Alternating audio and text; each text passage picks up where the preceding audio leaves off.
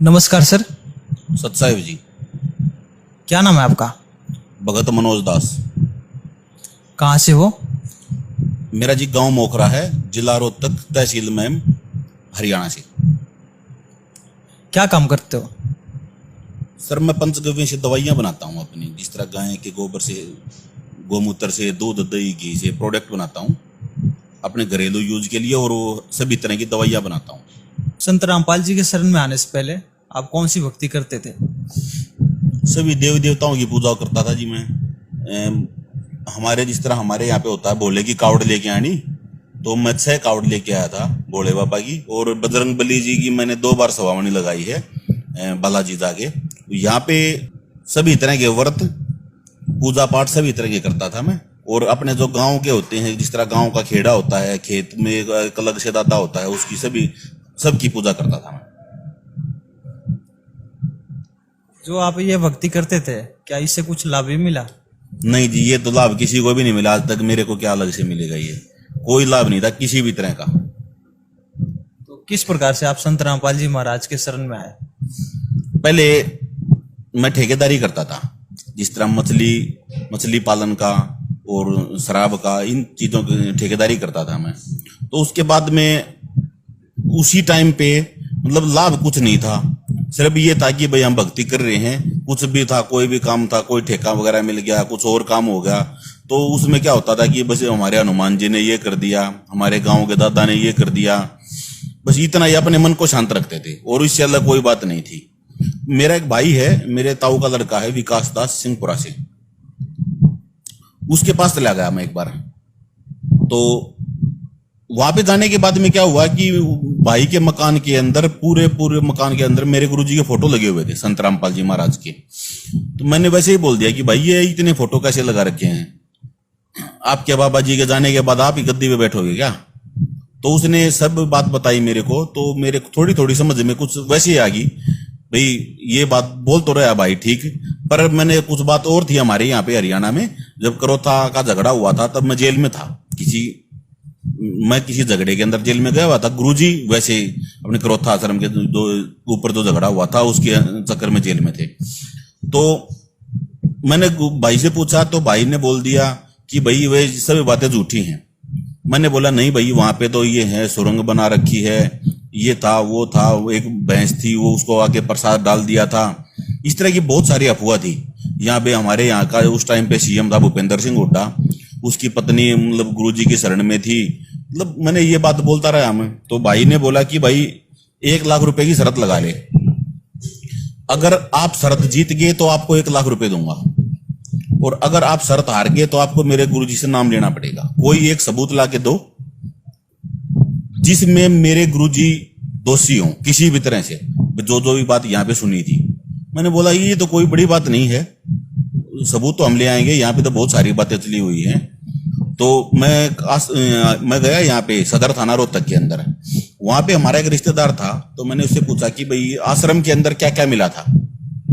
तो हमने यहाँ पे बहुत कुछ सुना हुआ था कि भाई आश्रम के अंदर सोने की बोरी मिली थी, नोटों की बोरी मिली थी, अश्लील सीडी मिली थी, बहुत सारी बात सुनी हुई थी हमने। तो उन्होंने बताया कि यहाँ पे ऐसी कोई चीज नहीं थी, जो हमने FIR वहां की पढ़ी उस टाइम पे। तो मैंने वैसे पुलिस वालों से वैसे बोल दिया कि वैसे मेरे जानकार थे कि भाई पुलिस ने सभी चीजें खा ली और कुछ थोड़ा बहुत तो छोड़ देते आप नाम मात्र के लिए।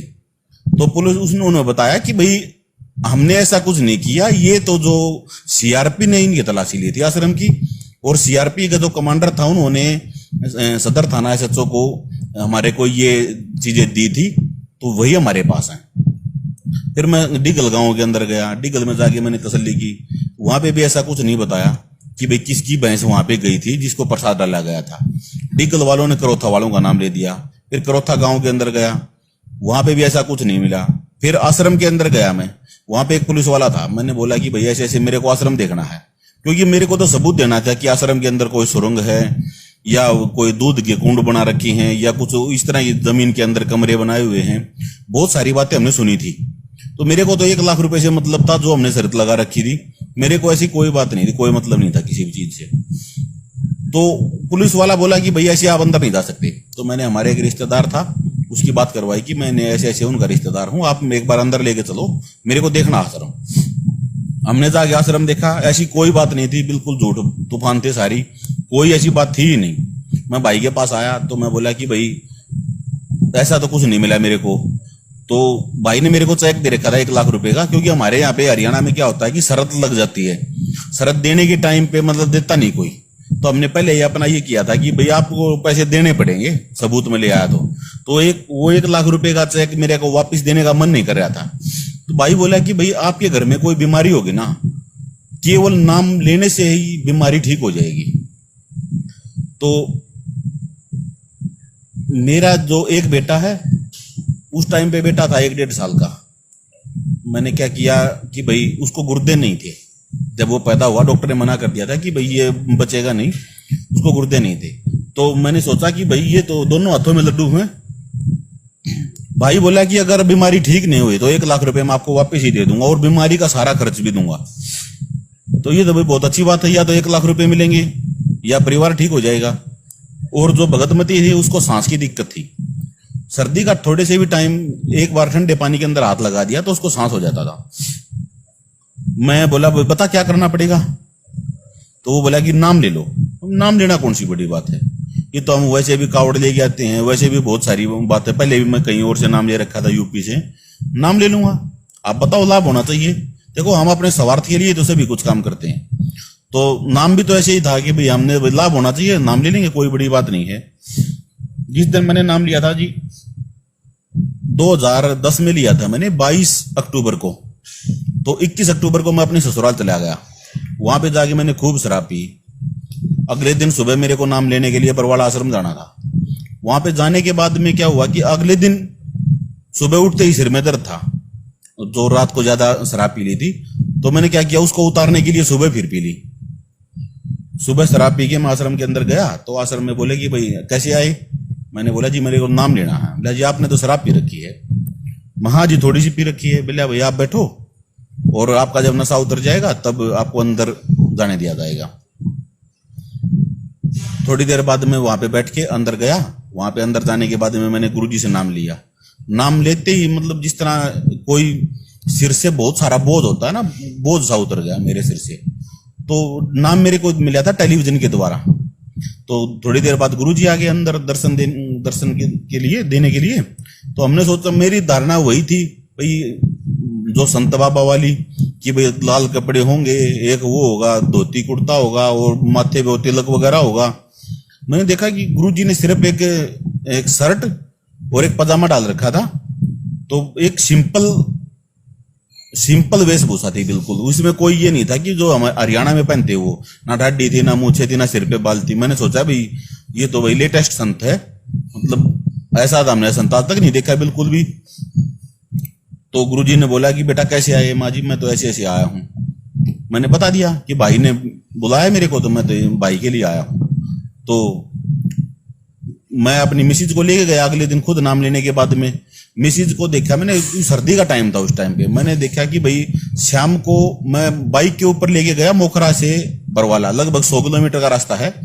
केवल एक सूट होता ना, जो केवल एक कपड़े के अंदर, कि भाई देखेंगे तो भाई गुरुजी के अंदर कितनी शक्ति है। तो वहां पे जाने के बाद में देखा मैंने कि वो बिल्कुल ठीक ठाक थी। सर्दी के अंदर वहां पे गई है, बिल्कुल ठीक ठाक है।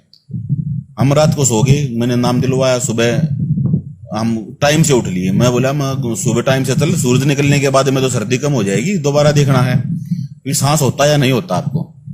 दोबारा हम वहां से आए, बिल्कुल ठीक थी, कोई दिक्कत नहीं थी। फिर मैं अगले दिन बेटे को लेके गया।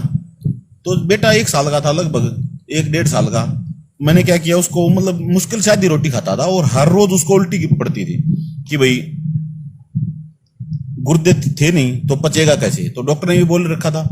मैंने क्या किया, नाम लेने के बाद में मैंने ये देखा कि भाई एक बार आजमा के तो देखें। मैंने साथ में एक चप्पल रखी और बेटे को डरा के 3 रोटी खिला दी शाम को। पूरी रात आराम से सोया, कोई समस्या नहीं, किसी भी तरह की कोई दिक्कत नहीं थी बेटे को। सुबह फिर उसको डरा के 3 रोटी फिर खिला दी, ना कोई उल्टी पड़ी ना कुछ और हुआ। सुबह फिर आराम से पूरा दिन खेला, कोई दिक्कत नहीं थी। बस जी उस दिन क्या हुआ कि मतलब जितना भी वो हमारे यहाँ पे हरियाणा में एक वो जाट जाती है हमारी, तो जाट वाली जो अकड़ थी वो सारी निकल गई एकदम से बाहर। क्योंकि आज तक ये लाभ हमारे को कहीं पे भी नहीं मिले थे। फिर मैंने गुरुजी को बोला कि गुरुजी मेरा एक ही बेटा है और गुरुजी इसका थोड़ा ध्यान रखो। गुरुजी बोले बेटा ये कोई वैसे बात नहीं है, अगर आप ये नियम जो मैं आपको बताता हूं ये नियम निभाओगे तो आपके बेटे की पूरी जिम्मेवारी मेरी है। तो मेरे को तो ये देखो अपना बेटा चाहिए, उसके लिए मैं पूरा दिन नीचे से रूप पर टांग करके खड़ा रह सकता हूँ। तो वो और भक्ति भी बेटे के लिए तो कर रहा था, परिवार के लिए। जब वो ही ठीक हो रहा था मेरे को क्या जरूरत है। फिर मैंने बोला जी आप जो नियम बताओगे उससे 100 नियम तो ज्यादा मैं आपको मतलब जरूर निभा दूंगा। गुरुजी ने नियम बताए कि बेटा ये नहीं करना, ये नशा नहीं करना, ब्राह्मणों के द्वारा बताया गया कोई काम नहीं करना, किसी प्रकार के नशे के अंदर कोई सहयोग नहीं करना। सिर्फ यही थे मोटे मोटे 4-5 नियम। फिल्में वगैरह नहीं देखनी, कोई नाटक वगैरह, कोई मैच नहीं देखना है। 4-5 नियम थे, वो मैंने आसानी से निभाए। किसी भी तरह के नशे में सहयोग नहीं करना, आराम से निभाए। बेटा भी ठीक और पत्नी भी ठीक, सभी ठीक हो गए, कोई दिक्कत नहीं हुई। उस दिन से मेरे को आज लगभग 11 साल हो चुके हैं, मैं अच्छे से नाम गुरुजी के साथ जुड़ा हुआ हूं और सद्भक्ति कर रहा हूं।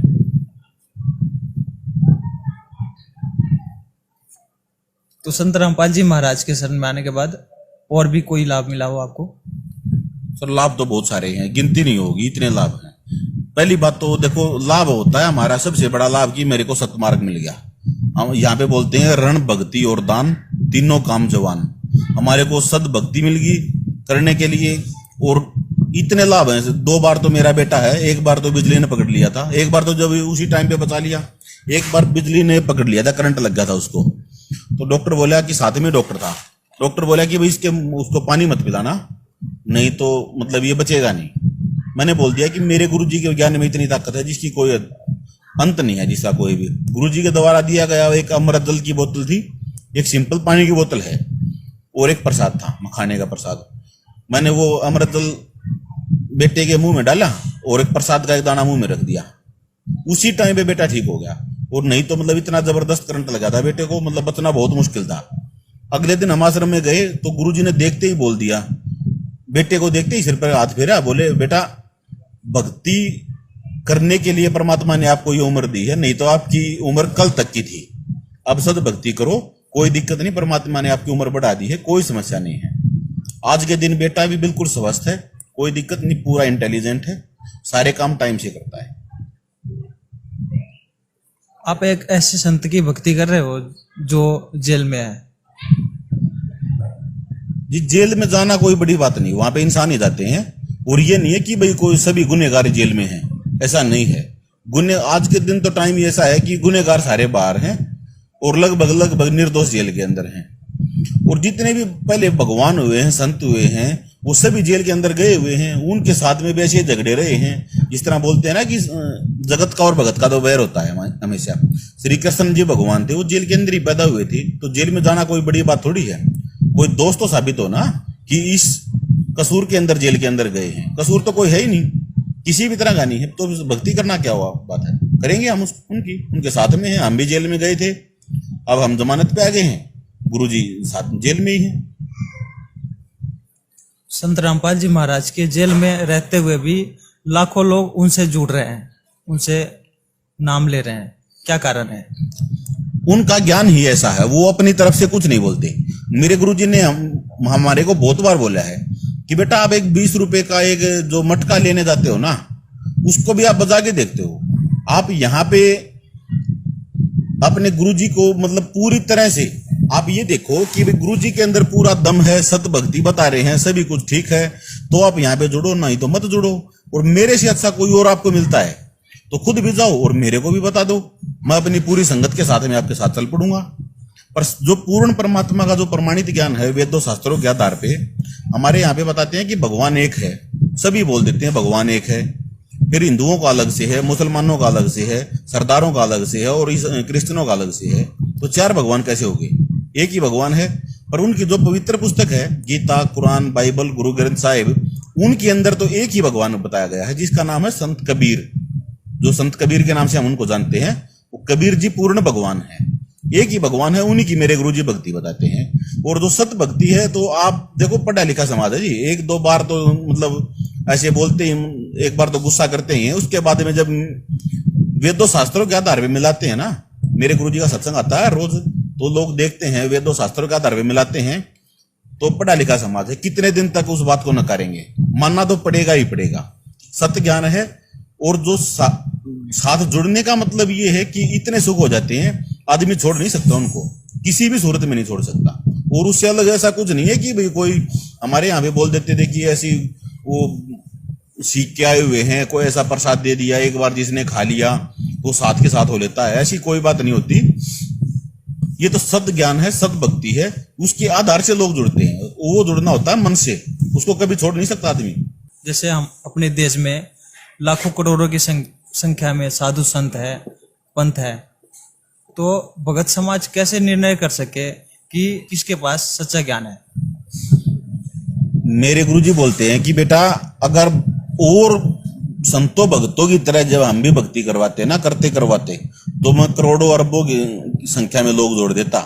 पर यहाँ पे तो क्या है कि ऐसे लोग चाहिए मेरे को बिल्कुल करीम जैसे, जो नशा नहीं करते हों, ब्राह्मणों का बताया कोई पूजा पाठ पाखंड नहीं करते हों, वैसे लोग मेरे को चाहिए, जो सत्य ज्ञान जिनको हो, सत भक्ति करने वाले हों, और शास्त्रों के आधार पे करो। मेरे गुरुजी कभी अपनी तरफ से कोई बात नहीं बोलते कि मैं ये कहता हूं, सभी संत ये बोलते हैं कि मैं ये कहता हूं, वो संगत उनकी वही बात मान लेती है कि भाई गुरुजी ने बोल दिया। गुरुजी बोलते हैं कि भाई शास्त्र ये कहते हैं, आप शास्त्रों के आधार से देखो, उनको मिलाओ, मिलाने के बाद में अगर आपको ठीक लगे, मेरे गुरुजी को या आपको ये लग रहा है कि गुरुजी ने जो बोला है वो ठीक बोल रखा है, ये बात शास्त्रों में लिखी है, तो आप करो, नहीं तो मत करो।